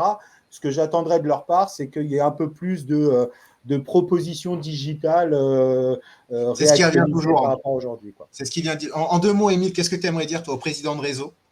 Au président de réseau. D'ailleurs, tu peux t'adresser à François Gagnon et puis à monsieur Alouche. Hein. Tu peux t'adresser à alors moi, je ne pourrais pas m'adresser à quelqu'un d'autre puisque j'ai toujours travaillé dans l'immobilier, chez ERA Immobilier, et je pense que ça devrait être le cas pendant encore pas mal d'années. Moi, ce que je peux dire à notre réseau ERA Immobilier, ce qui pourrait me manquer, hein, c'est ça, si c'est vraiment ça l'objectif de ta question, j'aurais un peu de mal. Comme a dit Christophe, et je le rejoins un peu, parce qu'on est Century 21, ERA Immobilier, c'est un peu des réseaux cousins, hein, quelque part. C'est le même fonds de pension américain. Et on a peut-être un peu la même problématique par rapport au digital, à cet aspect où on avait plusieurs franchisés, des fois, avoir eu l'impression qu'on pouvait être un peu vieillissant. Mais On a le nouveau site terrain immobilier qui sort la semaine prochaine, si je ne dis pas de bêtises. Non, pour moi, ce qu'il faut, et je pense que c'est ce qui fait qu'on va sortir par le haut de cette nouvelle arrivée, de ce nouveau modèle, c'est qu'il faut vraiment qu'on continue à faire ce qu'on fait chez Terrain Immobilier, c'est notamment la formation pour les négociateurs, qu'elle soit hyper importante, régulière, qu'elle soit de qualité, qu'elle soit en permanence actualisée, c'est hyper important et c'est sur ça que je me bats. Je pense que notre métier, le salut qu'on peut avoir dans notre métier, et je pense que les gens qui réussissent dans notre métier, c'est les gens qui se forment au quotidien, qui s'intéressent à tous les sujets, etc., pour essayer toujours d'en attirer par le haut. Et on voit souvent, mais je ne dis pas que les mandataires sont mal formés, attention, c'est loin de moi cette idée-là, parce que honnêtement, sur Pau, je vais avoir aussi en concurrence des agences immobilières où c'est juste catastrophique. Hein. On a des négos qui nous sortent des textes de loi qui sont plus appliqués depuis 6 ans, 8 ans, des choses comme ça. Hein. Mais voilà, je pense que c'est vraiment ça, d'accès à la formation aux dirigeants de réseau, c'est travail du professionnel. Soyez plus actuel. Soyez plus actuel. Ok. Écoute, moi, il y a une chose que j'ai envie de dire aux dirigeants de réseau, et j'en fais partie, même si le réseau WeLodge est un réseau naissant, même si on a 10 ans là dans quelques mois. Mais ce que j'ai envie de dire, Christophe le sait, je vais utiliser un terme qu'il connaît, c'est que pour moi, je trouve que le métier a été sénatorisé pendant beaucoup d'années. Et qu'aujourd'hui, tout ça, ça vole en éclats. Parce que ça soit en agence ou que ça soit dans les réseaux de mandataires, on a de plus en plus d'indépendants, agents commerciaux, d'accord, et mandataires. Et qu'aujourd'hui, c'est des véritables ambassadeurs de leur marque. Moi, je pousse mes agents à communiquer véritablement, à devenir une marque, d'augmenter leur personal branding. Et je trouve que les représentants aujourd'hui des réseaux manquent un peu d'actualité, en tout cas de jeunesse dans leur communication, de dynamisme. Je trouve que ça commence à devenir un peu soporifique, en tout cas ce qui se passe là-haut. Et la force, elle vient un petit peu d'en bas, elle vient de quelqu'un comme toi, Émile, elle vient de quelqu'un comme toi, Mickaël. Voilà, la force, elle vient d'en bas. Et je trouve que c'est un peu tenu par des institutions et du coup, les choses sont dures à bouger. C'est des gros blocs et les mentalités aussi sont dures à bouger. Alors, moi, j'ai une question pour toi, Mickaël. Tu as un agent, tu as un jeune qui vient te voir en courant, qui a 20 ans et qui te dit comment je dois faire pour devenir un vrai pro de l'immobilier. Qu'est-ce que tu lui dis? Forme-toi, mon gars. La formation, je rejoins ce que vous disiez depuis tout à l'heure. Hein. La formation, elle est essentielle, elle est primordiale. On n'arrête jamais d'apprendre réellement. Dans mon précédent réseau, c'était un de leurs fers de lance et on ne peut pas leur jeter la pierre parce qu'il y avait vraiment un excellent niveau de formation. Il n'empêche que même à l'heure d'aujourd'hui, même après les années d'expérience que j'ai, je continue à me former au quotidien sur différents sujets et je pense que ce n'est pas qu'un nouveau qui doit se former, c'est tout au long de notre carrière en fait. Le business, le métier évolue, il faut se former en permanence. Donc, tu lui dis forme-toi. Tu lui dis forme-toi. Qu'est-ce que tu lui dis d'autre à part forme-toi? Qu'est-ce que je lui dis d'autre? Résilience. Et, okay. Résilience et formation, je pense que ce serait le maître mot au début. Résilience, formation. Christophe, qu'est-ce que tu lui dis en 3-4 mots? En 4 mots, je vais lui dire que c'est le plus beau métier du monde et un des métiers les plus difficiles du monde. Voilà. Comme disait Laurent Vimon, d'ailleurs, beaucoup de respect, c'est le plus beau métier après sage-femme. Absolument. On fait un métier extraordinaire. C'est un métier difficile, pour rejoindre ce que disait Mickaël, parce que les ascenseurs psychologiques, les hauts, les bas, cette constance qu'il faut avoir malgré les difficultés, c'est un métier qui est psychologiquement très difficile. Très difficile. Donc, tu lui dis justement la résilience que donnait tout à l'heure Mickaël. Donc, sois résilient, prends conscience que tu fais un beau métier. Ok. Et toi, Émile? Christophe m'a un peu coupé l'herbe sous le pied parce que pour compléter, j'allais justement dire que c'est le métier probablement le plus difficile. En tout cas, moralement, mentalement, c'est un métier qui est super dur, mais c'est aussi le plus beau métier du monde. Je suis complètement d'accord avec ça. Ce qui fait qu'on réussit, c'est pour moi l'application de la méthode, parce que quel que soit le réseau de mandataires, l'agence, etc., il y a souvent une méthodologie et il n'y a pas tirer les cheveux ou je ne sais pas quoi. Prospecter, être à la recherche active de clients, etc. Être dans le conseil. Voilà un mot que je voulais entendre. Prospecter. Voilà le mot que je voulais entendre. C'est toi qui l'as dit, Émile. Oui. Quand il y a un agent qui te court de 20 ans, qui te court après et qui te demande comment tu peux devenir un véritable pro de l'immobilier, moi, la réponse que j'ai envie de lui donner, c'est ne perds jamais le goût du terrain. Prospecte. Voilà, prospecte. Aujourd'hui, la prospection, elle est différente d'il y a 20 ans. Il y a 20 ans, je le répète souvent, pas par nostalgie, mais parce que ça rappelle aussi des souvenirs aux plus vieux ou aux plus anciens dans l'immobilier. Il y a 20 ans, on avait le PAP qui sortait en papier le jeudi matin. Oui. Il était dans les librairies à 8 heures. Les plus anciens réagiront. Et quand on allait chercher ce PAP, il y avait le patron qui prenait son stabilo et qui mettait trait de stabilo en disant ça c'est ton secteur Sébastien, ça c'est ton secteur Denis, ça c'est ton secteur. Et ce trait de stabilo, il allait véritablement rythmer notre semaine. Et on était des démarcheurs avec pour consigne, en tout cas pour ma part, quand j'avais 18 ans, c'est un mandat par jour. Il fallait que je revienne avec un mandat par jour. C'était la consigne de l'époque. Et j'ai appris le métier par le terrain. J'ai appris à passer des heures en prospection, même s'il pleuvait, dans les grandes averses, je rentrais dans ma voiture et je continuais ma prospection. Et ça, aujourd'hui, c'est ce qu'il ne faut pas oublier. C'est soit véritablement sur le terrain, soit un démarcheur. 80% en tout cas, pour ma part, les nouveaux, quand ils arrivent dans le réseau, 80% du temps doit être accordé à la prospection. Alors que ça soit le repérage du bien des confrères, hein, c'est un sport national dans tous les réseaux, le porte-à-porte. Et surtout, aujourd'hui, il y a un troisième axe de marketing, en tout cas, qui est véritablement entretenir son réseau sur les réseaux sociaux et en présentiel. Voilà. C'est véritablement ça aujourd'hui, le fonds de commerce, que ce soit dans les indépendants, que ce soit les réseaux d'agences, que ce soit les agents commerciaux, peu importe. Aujourd'hui, c'est le réseau qui va primer. Le flyer dans la boîte aux lettres, je lui laisse encore 1 an à la limite pour survivre, mais c'est terminé. Voilà. Tu as raison. De toute façon, aujourd'hui, le conseiller en immobilier, en fait, moi, je le compare très souvent à une personnalité politique au final. Puisqu'en moyenne, les Français, ils vont avoir un projet de déménagement tous les 5, 6, 7 ans. Ben, ça représente un petit peu comme un mandat. Et il faut qu'ils pensent à nous au moment de ce passage à l'acte. Et ben, pour ça, il faut être sur le terrain, il faut essayer de se faire connaître, de montrer sa réussite aussi. Hein, sur le terrain et surtout, regardez l'intervention de Jérémy Noël sur l'atelier de la performance pour resituer aussi. On a un format qui est l'atome de la performance où donc on a interviewé Benoît Maton. Le prochain invité, il a déjà été filmé, c'est bientôt. Ensuite, il y a l'atelier de la performance et ensuite, il y a le débat de la performance. Et systématiquement, on reviendra comme ça avec ces 3 volets. C'est un cycle qui va faire environ 5 à 6 semaines et qui va aller jusqu'à la fin de l'année et même sur l'année prochaine avec la saison 2. Le but, ça va être de partager le plus de moments comme ça entre pros. Sur le débat, donc sur l'atelier de la performance, on a interviewé Jérémy Noël, qui est un ami d'enfance et qui est conseiller immobilier pour le réseau EXP, sous son propre branding. Je crois qu'il était à Miami, à Los Angeles. Okay. Et aujourd'hui, c'est ce qu'il me dit quand moi je discute avec lui, c'est moi mes ventes, je les fais à la salle de sport. En tout cas, mes mandats, je les prends à la salle de sport, je les prends en soirée de gala. Je les prends plus sur le terrain aujourd'hui en porte-à-porte ou plus autant. Et j'ai passé un week-end, moi, avec beaucoup de personnes autour de moi. J'ai parlé de mon métier et j'avais l'occasion de rentrer déjà 2 à 3 mandats de vente. Donc, c'est ça aujourd'hui la prospection et il faut se transformer en véritable ambassadeur. Et le mot personal branding prend véritablement toute sa puissance aujourd'hui. Et vous savez que c'est un terme qui est important pour moi. Alors, Christophe, l'immobilier pour toi, dans 10 ans, après on va conclure. On va tous aller manger, on a passé un bon moment ensemble. Mais j'aimerais avoir ton avis. Toi qui es un fervent professionnel de l'immobilier, c'est quoi l'immobilier dans 10 ans pour toi?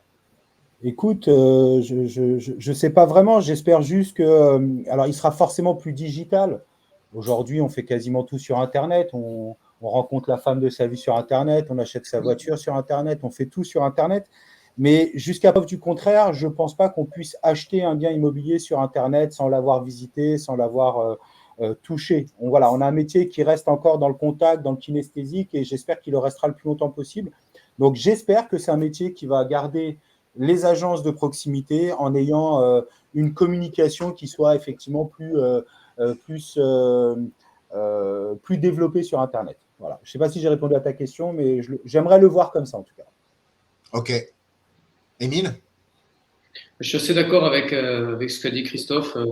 On achète de plus en plus de choses sur Internet, mais je pense que l'immobilier, ça reste quelque chose de concret, de tangible et de majeur dans une vie. Hein. On n'achète pas une maison tous les mois, même ne serait-ce que tous les ans, où c'est assez rare. Donc, voilà, il va y avoir toujours ce côté contact, ce côté concret qu'il faudra garder et préserver par notamment la formation, etc. Moi, ce que j'aimerais, c'est qu'on ait une meilleure réglementation sur la profession pour qu'elle soit un petit peu moins ambiguë. Effectivement, on en a parlé au tout début de ce débat. Quand vous avez des condamnations qui tombent parce qu'il n'y a pas d'application stricte du barème et que juste après on dit bon, bah, c'est bon, les barèmes d'honoraires, c'est comme la marge de je ne sais pas quelle entreprise, vous pouvez la manipuler comme vous voulez, la libéraliser, la baisser, la monter, la machin. J'aimerais que sur les même ne serait-ce que l'année prochaine, on ait un métier qui soit encore plus réglementé et encore plus contraignant, entre guillemets, dans le bon sens du terme, pour que ce soit beaucoup plus compréhensible par le consommateur en général. Ok. Michael, pour toi, l'immobilier, c'est très bien, merci beaucoup. L'immobilier dans 10 ans, c'est quoi?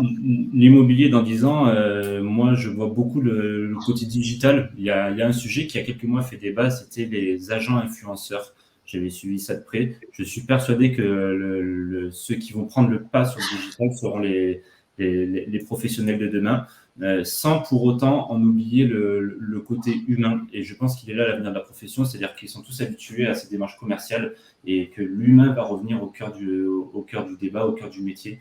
Donc, du coup, je pense que l'immobilier de demain, ça, c'est ma vision et c'est comme ça que je vois mon métier. C'est un mélange entre le digital, parce que les acheteurs de demain sont à l'heure d'aujourd'hui sur le digital, mais tout en gardant un côté humain et non plus commercial. Oui, très bien. Mais en fait, d'accord. On est tous d'accord. Tout ça, ça porte un nom, c'est le figital.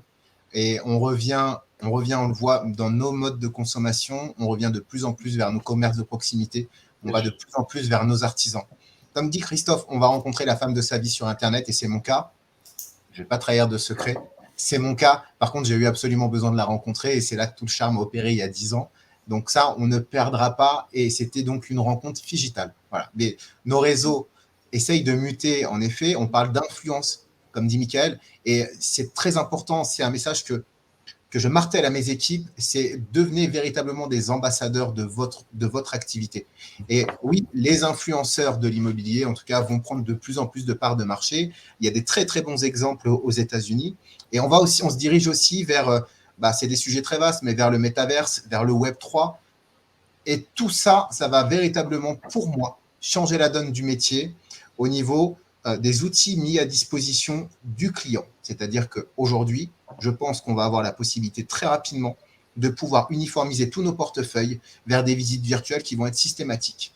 Et c'est là, en tout cas, la porte d'entrée du client quand il va vouloir découvrir un bien, c'est de pouvoir avoir accès de façon immersive et de façon automatique à toutes ces visites virtuelles qui seront ensuite confirmées par des visites en présentiel. Mais on ne retirera pas ce côté comme tu dis, Christophe, ce côté physique de la visite, on a besoin de toucher, on a besoin de se rendre sur place. Je ne sais pas vous, mais en 750 transactions, peut-être, j'ai fait une cote en 20 ans de métier, à 30-35 transactions, le nombre de ventes que j'ai pu faire à un client qui me disait « Sébastien, je ne veux absolument pas de maison ancienne » et qu'une fois arrivé dans le bien, les clients me disaient « Sébastien, j'achète, mais si vous me l'aviez montré en photo, je ne l'aurais jamais acheté ».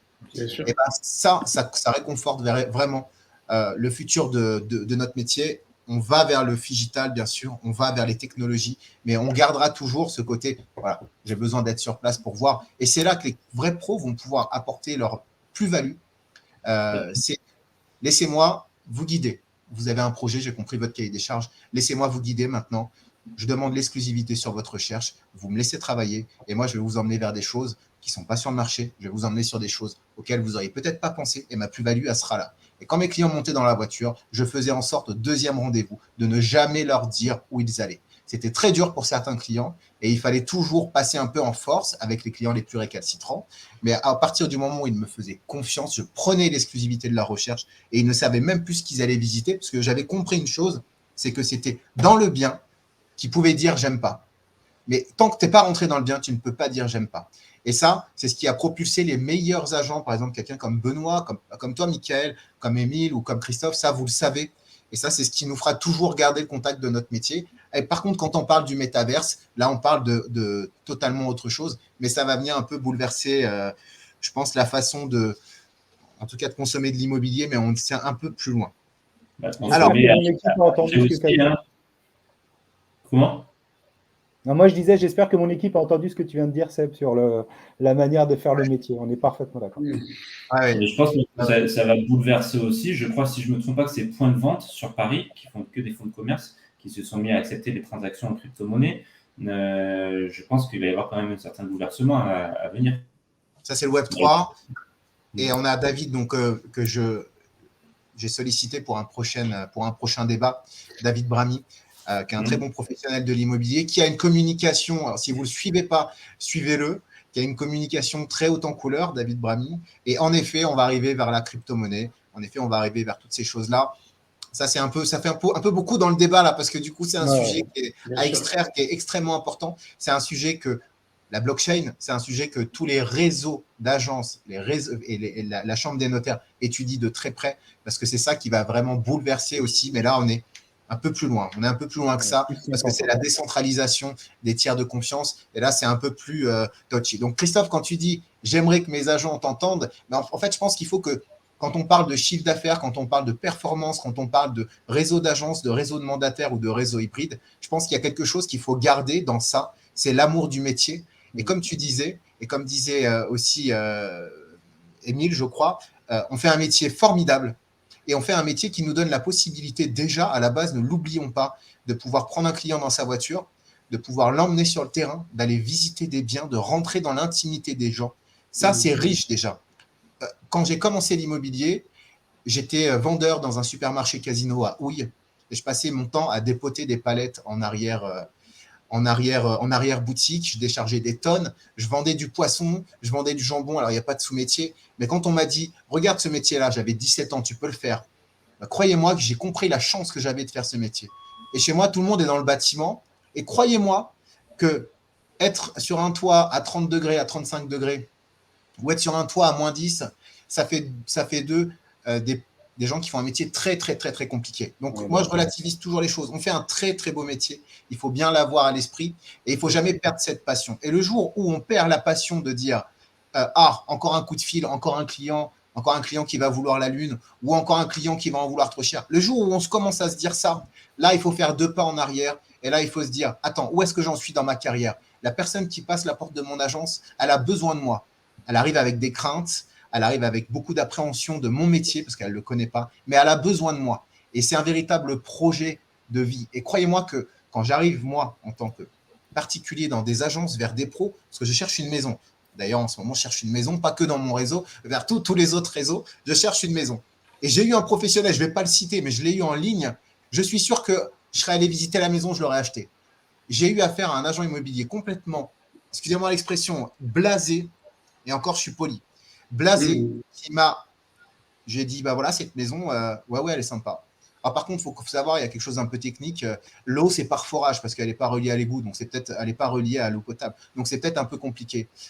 Ok, écoute, ça, c'est bien de me le dire. Par contre, déjà, tu commences à me dire, monsieur, cette maison, je l'ai vue. Je ne sais pas si ça va vous plaire. En tout cas, moi, ça ne m'a pas laissé indifférent. Cette maison, je l'ai trouvée sensationnelle.